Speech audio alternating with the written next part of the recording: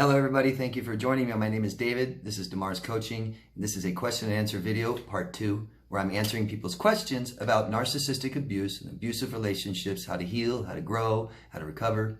So I do this every single Monday, and I'm answering people's questions from last Monday, the last Q&A video. If you have any questions, please go down below. Ask me anything you want. I'll answer them next Monday in the next Q&A video. Like I said, this is part 2. If you missed part 1, please go back and watch it. Let's get started right away with the questions. First one for part 2 is from Lucy in the United Kingdom. Hello, Lucy. Lucy asks, in a narcissistic family, there is often a golden child and a scapegoat. Do you think it's more likely if both develop personality disorders? The golden child turns into the narcissist and the scapegoat is the borderline. What's your views on this? And I like what you're doing. You're really analyzing this and stuff. I want to say, yeah, and that is typical. A lot of narcissists might be the golden child, stuff like this. There's so much more. People become who they are because of their genes and their environment and how they were raised. This is one aspect. So this doesn't decide if you have a personality disorder, and especially which one. People react differently to trauma, abuse, neglect. People react differently. We have different brains. So I can't totally agree with this, but you're onto something. I mean, you're close. I would say you're close. Yeah, I would say this helps. I would say this can lay out the pathway. But the thing is like narcissists aren't all golden childs, right? Some scapegoats become narcissists. It's a real neglect of emotional needs. Huge. And so the golden child is not unconditionally loved and everything's conditional and it's the overachiever, right? So they're taught that what matters and what's important is the outside, the physical. That you're not good enough, just you. That you need to win and be number one, be the best at this, best at that, achieve in success. And that's who you are. An extension of the parent that says, this is everything I want to be. And I won't love you unless you become that. And you can't. It's not enough. Scapegoat is, gets all the flack, this is everything I hate about myself. But along with scapegoat is more attention. If it was no attention, the lost child. All can be borderline, all could be narcissists. That's not what makes them this way, is all family dynamic. There's so much more. I like what you did, though. I like what you did, Lucy. But you said if both develop personality disorders, and you said more likely. Okay, maybe more likely. Maybe. It's a tough one. When you start realizing how narcissists are formed, you'll see that it's not just one pathway. It's not just one reason. You can have the narcissist that's, parents told them they're great and amazing their whole life, but just for what they did, not who they are. So they will be, tons and tons of ego, and I'm amazing, I'm so good at this and that all the time because they feel so bad about themselves inside. It's all about outside, what I present to you. But I've also seen massively depressed narcissists that aren't overachievers at all, and we're not the golden child, stuff like this, right? So it's hard to make up a rule. There's too many exceptions. But I like it. I like it. Keep those questions coming, Lucy. They're fun, for sure. It's just hard for me to commit to, yes, this is it. Yes, that's it.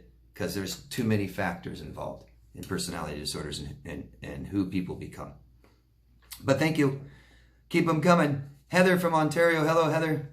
Can we learn to trust anyone ever again after narcissistic abuse? 7 years of trusting, lost family members, and a 30-year friendship through him telling them lies. I'm so scared to trust again. I'm sorry, Heather. I'm sorry. It's your choice. It's your choice, isn't it, Heather? You say, can you learn to trust anyone ever again? Well, it's just If you want to trust somebody again, then you can. You just do it, right? But what this all comes down to is trusting you, Heather. It's being able for you to emotionally navigate in life, for you to communicate your boundaries, for you to not accept what feels bad by other people and stuff like this. Once you learn to trust yourself, by learning why this all happened and heal, you should start gaining confidence. This kind of confidence will help you leave the house again and realize that you are in control. People that tell me they don't trust the world and there's bad people out there and I won't leave my house have no control. They don't believe they're in control, even though they are. So there's a lot to learn, Heather. It's not just time. Learn and you will trust, okay? But we need confidence. We need good outcomes, good positive outcomes, at least not bad. So I would get rid of people in your life that are too toxic, that you don't know how to deal with. Start trying to form new relationships with people. And we take trust. Trust like this comes in time.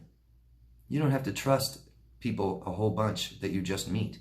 It takes time to get to know somebody. And that's where the trust comes. You take your time. You control the speed. Okay? Thank you. Stevie. And I can't remember where you're from, Stevie. Which reminds me, tell us your locations, guys. Please, tell us where you're from. Where you're at. Locations. Quiet borderlines are much harder to spot compared to your classic borderline. A borderline typically ends up dating a codependent or a person who has a void to fill. You watch my videos. How long will it take a whole healthy potential partner to spot a quiet borderline and run? Can a quiet borderline fool a person into a relationship? No, not a healthy person. Not a person that already gives themselves what they need and doesn't need a sick borderline. The people that are fooled by sick borderlines, they need that sick borderline to fill their void. If you don't have a void, a sick borderline is not going to come along and fill it. Well, if you don't have a void, you don't need someone to fill it. You said, how long? Impossible. I mean, how long will it take a whole healthy potential partner to spot a quiet borderline and run? I don't know. I don't know either of them. You know, this is all make-up, make-believe. You can't force emotional connection. Guys, one way to make sure that your partner is not disordered, specifically borderline, is form an emotional connection with them. Borderlines, narcissists, stuff like this won't do it. Some might try, and it doesn't work out very well. If you don't know what an emotional connection is, find out. And people with personality disorders cannot fool healthy people, because healthy people have healed from their pain. They give themselves what they need. They aren't dependent on other people for what they need. I hope that makes sense. Disordered people can only act healthy for so long. They don't know how. You know what I mean? They don't know what a healthy person is, and they don't know what it takes or how to act like one. That's why they can only fool unhealthy people. Okay? I've never had a client that's been abused by a borderline or narcissist. I've always been able to show them exactly why immediately. It's always clear. Thank you. That blonde artist, I can't remember where you're from either. I'm sorry. I've noticed some toxic people have this weird tactic of being forgetful and doing things horribly, such as washing dishes and leaving old food and soap on them, for example.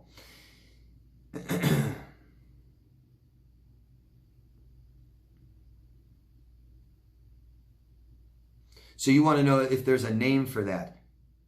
And so it's people being forgetful. You put it in quotation marks, being forgetful on purpose. Someone being bad at something on purpose. What do they say? Don't be too good at something. You'll be assigned to do it forever, right? Like the person with a truck always gets called to move. You have to move all your friends, right? if you're really good at doing the dishes, then you're going to have to do the dishes every night, right? Oh, you're the best cook in the world. Will you cook for us tonight? Will you make dinner, please? Right? So what do they say? I'm going to be really bad at doing dishes on purpose so I don't have to do them anymore. Is there a word for that? Well, it's shifting responsibility, and it's extreme manipulation, isn't it? No reciprocation, no responsibility. I don't know what else to call it but that. Shifting responsibility and extreme manipulation, isn't it? Yeah.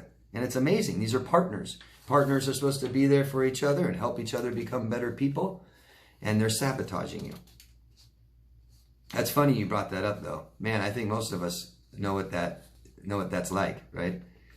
Have experienced somebody like that in maybe different contexts or different examples, but we all seem to have met some manipulator that's like that or has been like that. Thanks for bringing that up, Blonde Artist. Mandy from Newcastle, United Kingdom. Hello, Mandy. I've read that being a narcissist or having narcissistic traits can be a form of autism. What are your thoughts? So, no. Wrong. And we don't need to do this. They're completely different animals. Okay?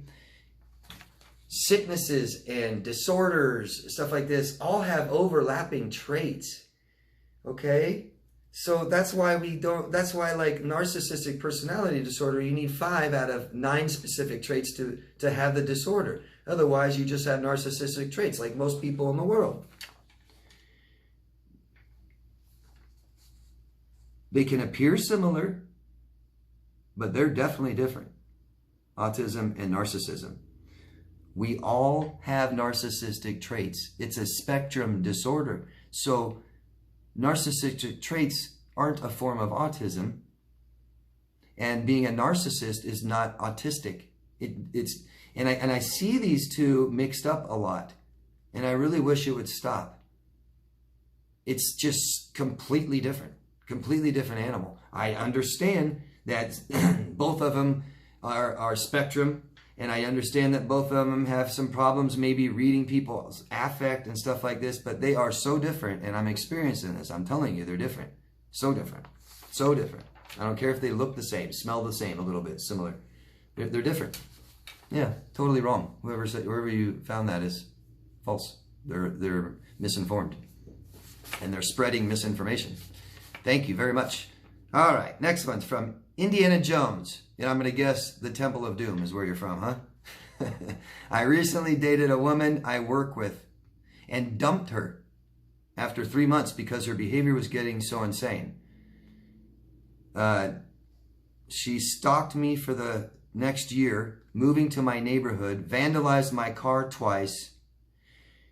And you said that she vandalized your car. I shortened this down. You said that this girlfriend of yours, ex-girlfriend, after you dumped her after 3 months, she vandalized your car at work, and you work with her, and you told management, and they did nothing. That's pretty amazing to not even have any kind of review, investigation, a talk about it, talk to her about it. I mean, especially when it's at work. That's crazy. And she even admitted it. And you said, in fact, they eventually fired you because you were being problematic with this thing and bringing it up too much or something. The woman that did this to your car at the workplace is still employed there. And you said, I'm working again. Good, but it has been devastating. You're full of hatred and disgust towards this woman. I don't blame you. I hope you heal from this so you lose this anger. Express this anger as much as you can so you can close this emotion. It's bad. Yeah, man, that's awful. I strongly recommend you talk to a lawyer if you want to do anything about this, because this is wrong. This kind of stuff should not happen at the workplace. The fact that they paid no attention to it is pretty amazing. And I don't know your exact case and scenarios, but I would consider telling a lawyer. You can just go consult to a lawyer for free. There should be one in your state. Good luck, though. Man, that's awful. I'm really sorry. I don't know what else to really tell you about this except heal Heal. You're writing it here. That's good. In my videos, talk about it. Write it out. Write the whole story down and read it out loud. Record yourself. Listen to it. Tell other people. Find a therapist. Find a life coach. Somebody, some professional. Bounce it off your friends. I hope you've done all this. Get it out there, right? Express your anger. Express that anger. Don't hold that inside. I'm very sorry. I would get a lawyer to at least write her a letter to leave you alone if she's still doing these kinds of things to you in any way affecting you. I'm sorry. That's awful. I have my last question here, and I'm going to do what I've been doing the last couple weeks. And I've been reading or answering these questions in a separate video. It's been working out really well. So I'm going to answer this question tomorrow in a separate video. I'll read it right now. It's from Shelly in California. Hello, Shelly. I apologize if this has been asked before, and don't. I want everyone to know, ask me the same questions over and over again. I don't care. There's always new people, and the same people need to hear these answers again, a lot of us. So please don't worry about any of you asking the same question, okay, or a bad question or anything like this. You said, I was wondering if you could outline some bodily signals our bodies give off when around a toxic person or situation. I know when it's happening sometimes, but I don't trust myself or my perception. My mother messed with my head, made you second guess everything. So, yeah, I'll help you with that, Shelly, tomorrow, in tomorrow's video. Okay, guys? Please try and watch it if you can tomorrow. And thank you, all of you. That's the end of the Q&As. Please, like I said before, if you could help me, if you guys like what I'm doing here and you think that it's something beneficial for others, push a couple buttons. Please understand that CPTSD and these kinds of toxic relationships, recovering from them, is very isolating. A lot of people commit suicide because they don't feel a part of society and they feel so alone and depressed and they don't get the answers they need. So if you promote my work and other people's work that do what I do, it will hopefully make answers more available for people looking for them. Okay, and I'm not necessarily saying that I can cure everybody and help everybody. Maybe I can point somebody in the right direction to the help that they need. Okay, so if you could, subscribe to my channel, please, and vote up or down, comment on it. You guys are leaving me little comments telling me where you are, your locations, and it's great. Thank you very much. It's so great to have this activity going down there, and it feels good to me. It feels good to other people. It makes us all feel a little connected, supported, important. Okay, thank you, all of you. Love yourself first. I'll see you next week, and I'll see you tomorrow with this video. Ask me questions. Thanks. Bye. Love yourself first. Bye.